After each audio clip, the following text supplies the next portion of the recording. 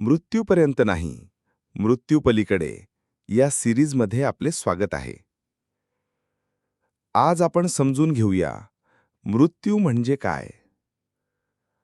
मृत्यू म्हणजे शेवट की नवीन सुरुवात? गीतेत भगवान श्रीकृष्ण सांगतात, माणूस जसा जुने वस्त्र टाकून नवीन धारण करतो, तसाच आत्मा शरीर सोडून नवीन देह धारण करतो. म्हणजे मृत्यू म्हणजे शरीराचा अंत, आत्म्याचा नाही.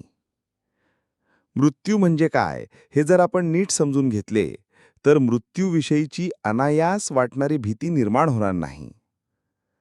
मृत्यू म्हणजे मृत होणे नसून पुढील जीवन प्राप्त होणे असे आहे. आणि ही जन्मजन्मांतरीची प्रक्रिया आहे.